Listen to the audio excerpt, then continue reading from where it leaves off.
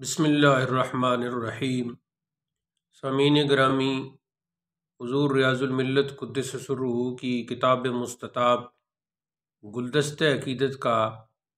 آج آخری مقالہ ہے، جس کا خلاصہ ہم آپ کی خدمت میں پیش کرنے لگے ہیں، اور اس کا عنوان ہے دعا بعد جنازہ، یعنی نماز جنازہ ادا کرنے کے بعد جو اہل سنت و جماعت کے ہاں دعا کا معمول ہے، جو معمولات اہل سنت و جماعت میں روزانہ کا ایک معمول ہے، اس کے متعلق جو یہاں اس کتاب کا آخری مقالہ ہے وہ بطور خلاصہ آپ کی خدمت میں پیش کرنے لگا ہوں۔ یہاں اس بات کی میں وضاحت کر دوں کہ یہ تو بہت پہلے کا رسالہ تھا، بعد میں کئی سال بعد حضرت نے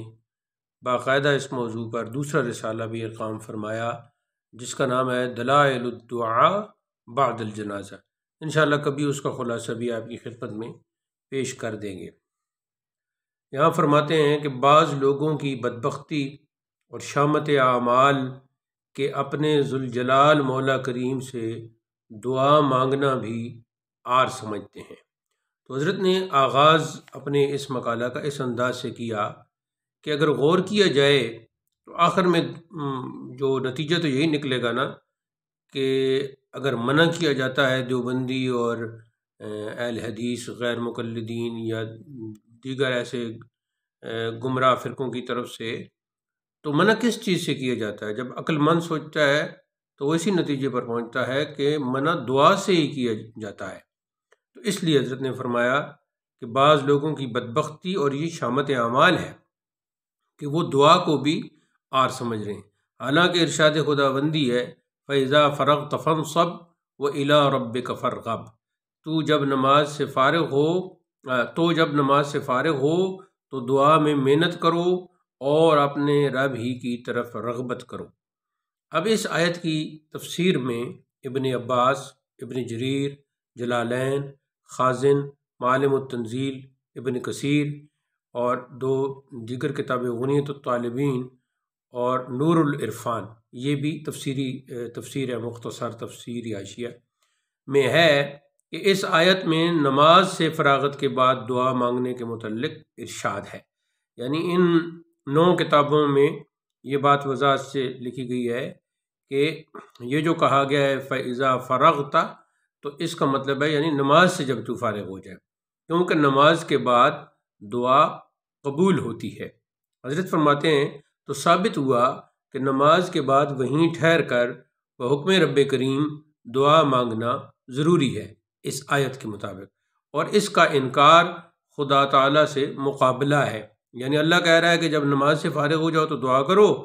اور بندہ جو ہے وہ دعا سے منع کر رہا ہے، تو گویا اللہ کے حکم کا خلاف کر کے، اس کی مخالفت کر کے اللہ سے ایک قسم کا مقابلہ اور لڑائی کر رہا ہے۔ اور یہ سوال کہ نبی کریم صلی اللہ علیہ وسلم سے دعا بعد جنازہ ثابت نہیں۔ اچھا، اب یہاں ایک یہ جو منکرین دعائے جنازہ ہیں، یعنی جنازہ کے بعد اس میں سر فہرست دیوبندی ہو گئے، یہ غیر مقلدین ہو گئے جو اپنے آپ کو اہل حدیث اور سلفی بھی کہلواتے ہیں، اور باقی جو ان کے ہمزین ہیں جیسے جماعت اسلامی، جماعت المسلمین، تبلیغی جماعت، ریونڈ والی، اور باقی جتنے بھی ان کے ساتھ یعنی ان کے ہم عقیدہ اور ہم جنس ہیں، تو وہ سب جو ہے چونکہ یہ سوال کرتے ہیں کہ بھئی حضور سے ثابت نہیں، تو فرماتے ہیں حضور رضی الملت فرماتے ہیں کہ یہ سوال جو ہے انتہائی جہالت، حماقت اور احادیث مقدسہ سے ناواقفی پر مبنی ہے، ورنہ منتخب کنز العمال کتاب الجنائز میں ابراہیم اجری کی روایت ہے، قال رأیت ابن ابی اوفا وکان من اصحاب الشجرۃ، میں نے ابن ابی اوفا کو دیکھا، وہ اصحاب شجرہ میں سے تھے، ماتت ابنتہ الی قولہ، آگے جو روایت ہے عبارت ثم کبر علیہا اربعا ثم قام بعد ذلك قدر ما بین تکبیرتین وقال رأیت رسول اللہ صلی اللہ علیہ وسلم کان یصنع ہکذا۔ اس عبارت کا ترجمہ، میں نے ابن ابی اوفا کو دیکھا جو اصحاب شجرہ میں سے تھے، ان کی لڑکی فوت ہو گئی، پھر اس پر 4 تکبیریں پڑھیں، پھر اس کے بعد 2 تکبیروں کے درمیانی فاصلہ کا اندازہ کھڑے ہو کر دعا فرمائی اور فرمایا کہ میں نے حضور رسول اللہ صلی اللہ علیہ وسلم کو دیکھا تھا، آپ ہمیشہ ایسا ہی کرتے تھے۔ تو یہ دلیل ہو گئی۔ حضرت عبداللہ ابن عمر رضی اللہ تعالیٰ عنہ کے بارے میں کس کو معلوم نہیں، یہ دوسرا حضرت حوالہ دے رہے ہیں کہ جب کہ آپ نماز جنازہ ہو جانے کے بعد تشریف لائے اور فرمایا ان سبقتمونی بالصلاۃ علیہ فلا تسبقونی بالدعاء، اگر تم نماز جنازہ میں مجھ سے سبقت کر چکے ہو تو دعا میں تم مجھ سے آگے نہ بڑھو۔ وہ چونکہ نماز جنازہ سے رہ گئے تھے تو ابھی دعا ہونے لگی تھی، تو پھر انہوں نے کہا کہ رک جاؤ، مجھے بھی دعا میں شامل ہونے دو، یعنی میرے ساتھ شریک ہو کر دعا تو کر لو۔ طحطاوی، یہ علم فقہ کی کتاب ہے، طحطاوی میں ہے وَإِنَّ أَبَا حَنِيفَةَ لَمَّا مَاتَ فَخُتِمَ عَلَيْهِ 70,000 قبل الدفن،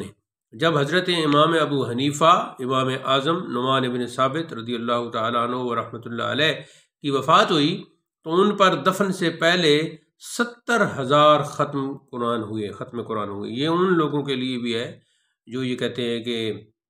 قرآن خوانی بطور ایصال ثواب اس کی کوئی اصل نہیں اور اس سے کوئی ایصال ثواب نہیں ہوتا، اس قسم کی جہالت آمیز جہل انگیز باتیں کرتے ہیں۔ یہ ان کے لیے بھی ہے کہ خود جو امام اعظم ہیں، فقہ حنفی کے بانی ہیں، جو بہت بڑے امام ہیں، جن کا وصال 1.5 ہجری میں ہوا، یعنی دوسری ہجری کے 50 سال گزر چکے تھے، تو اس وقت کتنے ہی تبع تابعین، خود امام اعظم تابعین میں سے تبع تابعین موجود تھے، اور کتنے ان کے شاگرد موجود تھے، کتنے بڑے ائمہ اور علماء موجود تھے۔ تو 70,000 ختم تو صرف دفن سے پہلے ہوئی ہے، تو دفن کے بعد کتنے کیے ہوں گے۔ اگلا حوالہ زاد الآخرہ، یہ کتاب کا نام ہے، میں نہر فائق شرح کنز الدقائق، یہ بھی النہر الفائق شرح کنز الدقائق، یہ بھی عربی کی علم فقہ کی مشہور کتاب ہے، سے نقل فرمایا کہ بعد السلام بخانت اللہم لا تحرمنا اجرہ ولا تفتنا بعدہ واغفر لنا ولہ، کہ نماز جنازے جب مکمل ہو جائے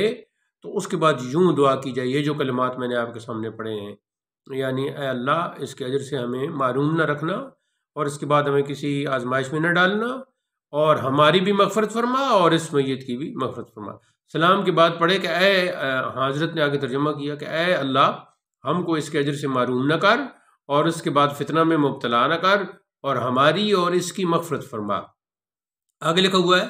چون از نماز فارغ شون مستحب است کہ امام یا صالح دیگر فاتحہ بقرہ تا مفلحون طرف سر جنازہ و ختم بقرہ آمن الرسول طرف پائین بخاند کہ در حدیث وارد است و در بعض حدیث بعد از دفن واقع شدہ ہر 2 وقت کے میسر شود مجوز است۔ تو اس کا ترجمہ یہ ہے کہ جب نماز جنازہ سے فارغ ہوں تو مستحب ہے کہ امام یا کوئی اور صالح آدمی، نیک آدمی، سورہ بقرہ کا شروع کرو کو مفلحون تک جنازے کے سرانے، اور سورہ بقرہ کی آخری آیات آمن الرسول میت کے پاؤں کی طرف پڑھے، کیونکہ حدیث میں آیا ہے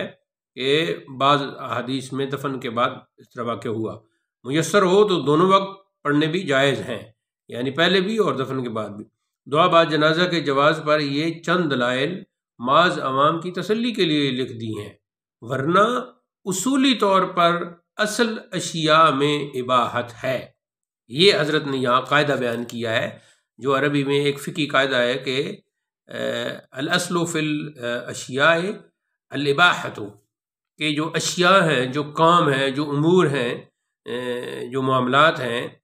ان میں اصل کیا ہے؟ اصل جو ہے وہ مباح ہونا ہے۔ مباح ایسے عمل کو علم فقہ کی اصطلاح میں،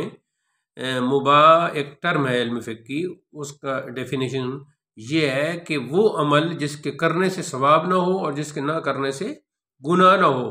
تو حضرت یہاں قاعدہ فقہی بیان کر رہے ہیں، اصول فقہ کا قاعدہ، کہ اصل تمام اشیاء میں، تمام امور میں، تمام کاموں میں، تمام اعمال میں، تمام اقوال و افعال میں، معاملات میں اصل اشیاء جو ہے، اصل جو ہے وہ اباحت ہے، مباح ہونا ہے۔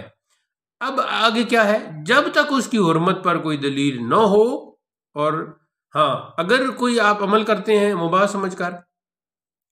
اس قاعدہ کے مطابق، لیکن آپ پھر کوئی دلیل مل جاتی ہے اس کی حرمت کی، تو پھر اس پر پھر وہ امر یا وہ کام حرام ہوگا۔ تو آگے حضرت فرماتے ہیں کہ دعا کی حرمت پر دلیل کہاں؟ یعنی دعا کا تو خود عبادت ہے، دعا کا تو خود حکم فرمایا گیا قرآن مجید میں بھی اور پھر حدیث میں بھی، کہ دعا تو خود ایک حدیث بھی ہے کہ الدعاء هو العبادہ، کہ دعا جو ہے وہ عبادت ہے۔ اب یہاں عاشی میں بھی حضرت نے کچھ اس کے حوالے دیے۔ حدیث بہقی شریف فتح ربانی میں تغیر الفاظ یہ موجود ہے یہ حدیث، اور مبسوط جو شمس الائمہ سرخسی کی جلد دوم اس پر بھی باب غسل المیت میں یہ موجود ہے۔ تو نیچے پھر حضرت دعا لکھتے ہیں کہ اللہ تعالیٰ اس کار خیر سے روکنے والوں کو رائے راست نصیب فرمائے، آمین بجاہ و بحرمت سید المرسلین علیہ وعلی آلہ و اصحابہ و ازواجہ اکمل الصلاۃ و تسلیم۔ تو یہ معزز سامعین حضرت کی کتاب گلدست عقیدت کا خلاصہ جو ہے، تمام یہ جو تقریباً 6-7 موضوعات پر مشتمل یہ جو تحقیقی مقالات تھے، ان کا خلاصہ ہم نے آپ کی خدمت میں پیش کر دیا ہے۔ تو اگر آپ کے ذہن میں کوئی سوال ہو ان تمام ویڈیوز کو دیکھنے کے بعد، خاص اس ویڈیو کو دیکھنے کے بعد، تو انشاءاللہ وہ آپ کمنٹ باکس میں سوال کریں، ہم اس کا جواب اگلی کسی نشست میں ضرور آپ کی خدمت میں پیش کر دیں گے۔ والسلام علیکم ورحمۃ اللہ۔